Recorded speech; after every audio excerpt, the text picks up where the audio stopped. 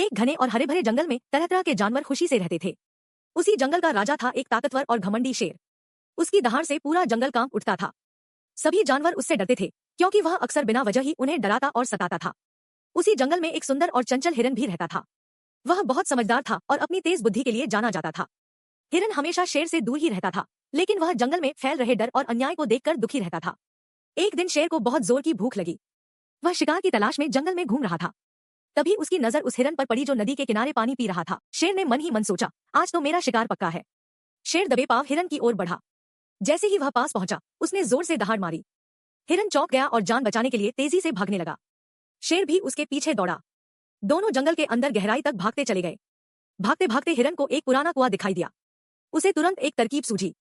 वह कुएं के पास जाकर जोर से चिल्लाया, बचाओ बचाओ, कुएं में कोई भयानक जानवर है। शेर यह सुनकर रुक गया। उसने सोचा, कुएं में कौन सा जानवर हो सकता है। वह धीरे धीरे कुएं के पास गया और अंदर झांक कर देखा। कुएं के पानी में उसे अपनी ही परछाई दिखाई दी। उसे लगा कि यह कोई दूसरा शेर है जो उससे भी ज्यादा ताकतवर है। शेर गुस्से में दहाड़ा और उसकी दहाड़ की गूंज कुएं से वापस आई। उसे लगा कि दूसरा शेर भी उसे चुनौती दे रहा है। गुस्से में आकर शेर ने छलांग लगा दी और सीधे कुएं में कूद पड़ा। गहरे पानी में गिरते ही वह डूब गया और बाहर नहीं आ सका।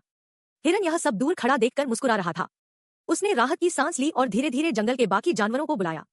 जब सभी जानवर इकट्ठा हुए, हिरन ने उन्हें सारी बात बताई। सभी जानवर बहुत खुश हुए कि अब जंगल में कोई डर नहीं रहेगा। उन्होंने हिरन की बुद्धिमानी की खूब तारीफ